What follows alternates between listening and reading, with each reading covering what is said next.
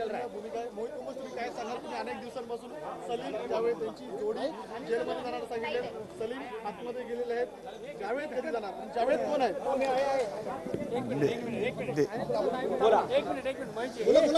काय प्रतिक्रिया? देखिए, देवेंद्र फडणवीस साहब महाराष्ट्र के एकमात्र ज्येष्ठ नहीं सर्वश्रेष्ठ नेता भी हैं, जिन्होंने पूरे 5 साल महाराष्ट्र में ईमानदारी की सरकार चलाई। और आपने देखा होगा कभी भी 5 साल 14 से लेकर 19 तक एडमिनिस्ट्रेशन में ऐसा कभी भी लैप्स नहीं आया। जिस हिसाब से पुलिसिंग डिपार्टमेंट महाराष्ट्र में चल रहा है, ये महाराष्ट्र के इतिहास में कभी भी नहीं हुआ।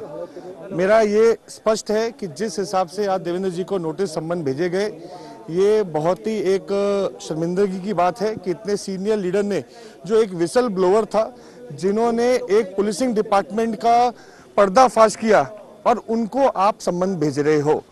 और आज जिस हिसाब से सरकार ने देखा कि लोगों में आक्रोश है, 12 करोड़ महाराष्ट्र लोगों में, देवेंद्र फडणवीस पूरे महाराष्ट्र के एकमात्र लीडर हैं, जिनके साथ पूरा महाराष्ट्र, भारतीय जनता पार्टी नहीं, पूरे महाराष्ट्र के लोग खड़े हैं। दूसरा, हमने देखा कि महाराष्ट्र में गुनाह तय नहीं है, लेकिन गुनहगार तय हो चुके हैं। गुनहगार तय मैं, मोहित कंबोज, नारायण राणे साहब, नितेश राणे जी, आशीष सेलार, प्रवीण दरेकर, प्रसाद लाड, ये गुनहगार हैं सरकार के। अब इन पे गुनाह ढूंढा जा रहा है कि क्या गुनाह इन पे डाला जाए।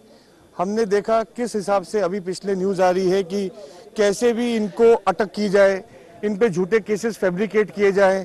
आज भी नितेश राणे साहब के ऊपर, नीलेश राणे साहब के ऊपर जिस हिसाब से एफआईआर दर्ज हुई, मैं प्रश्न पूछना चाहूंगा, नवाब मलिक के अरेस्ट होने के बाद मुस्लिम कार्ड किसने खेला? मुस्लिम लीडर के ऊपर अटैक हुआ, ये बात किसने कही? क्या उनके ऊपर एफआईआर दर्ज होगी? उनके ट्विटर के ऊपर भी है कि मुस्लिम होने के कारण नवाब मलिक के ऊपर एफआईआर दर्ज की गई। क्या उनके ऊपर अभी एक कानून ने जो आज एफआईआर दर्ज की 1993 ब्लास्ट के आरोपियों के, दाऊद इब्राहिम के साथ जिसके संपर्क थे, टेरर फंडिंग थी, उसको आज जाति का नाम देने वाले के ऊपर क्या एफआईआर दर्ज होगी? मेरा ये प्रश्न मुंबई की पुलिस के साथ है।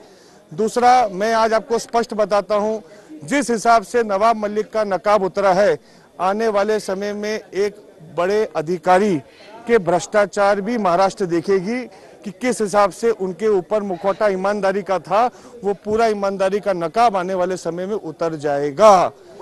आदित्य ठाकरे यांचं एक स्टेटमेंट आलंय. आदित्य ठाकरे असं म्हणतात की ही सूडबुद्धीने केलेली कारवाई नाही, सरकार न्याय प्रक्रियेमध्ये हस्तक्षेप करत नाही. देखिए, ऐसा है कि आदित्य ठाकरे साहब के ऊपर मैं कोई प्रतिक्रिया नहीं देना चाहूँगा। वो आज महाराष्ट्र के सरकार में सीनियर लीडर है, कैबिनेट है। पहले वो नवाब मलिक, जिस शिवसेना भवन के बाद बाहर जो ब्लास्ट हुआ था, उसके साथ जिसके संबंध हैं, उस पे उनका क्या बोलना है, और उसके ऊपर उन्होंने अभी तक इस्तीफा के लिए माननीय उद्धव ठाकरे साहब को उन्होंने आज तक ये बोला कि नवाब मलिक का इस्तीफा होना चाहिए? पहले ये प्रश्न का वो उत्तर दें। संजय राउत, जो कि आपको भी फ्रंटमैन कहते हैं, जिस वजह से आज ये नोटिस दिया गया है देवेंद्र जी को, सीक्रेट एक्ट के तहत ये इंफॉर्मेशन आपने बाहर निकाली, और इसके तहत तो क्या ये गलत है कि जिस तरीके से आपको भी फ्रंटमैन कहा जाता है, इस पूरे सिलसिले में आप भी कहीं ना कहीं ये सब इंफॉर्मेशन जो आप भी देते हैं, ऐसी चर्चा है? देखिए, ऐसा है, मंगलवार सुबह मैं प्रेस कॉन्फ्रेंस करूंगा।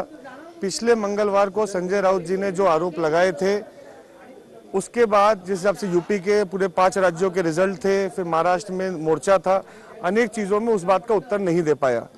मंगलवार को मैं आपको उत्तर दूंगा, और संजय राउत जी जो बोलते हैं, वो क्या बोलते हैं, उसका पूरा महाराष्ट्र ने, पूरे देश के जनता के सामने जो प्रधानमंत्री जी को उन्होंने पत्र लिखा, उस पत्र का जवाब मैं मंगलवार को दूंगा। आपने पहले भी एक बार बताया था कि सलीम जावेद में से एक गया है, तो दूसरे की बारी कब आएगी? जैसे पहले देखिए, ऐसा है कि दूसरे की बारी कब आएगी, किसकी बारी कब आएगी, ये ना मैं बताने वाला होता हूँ, ना मुझे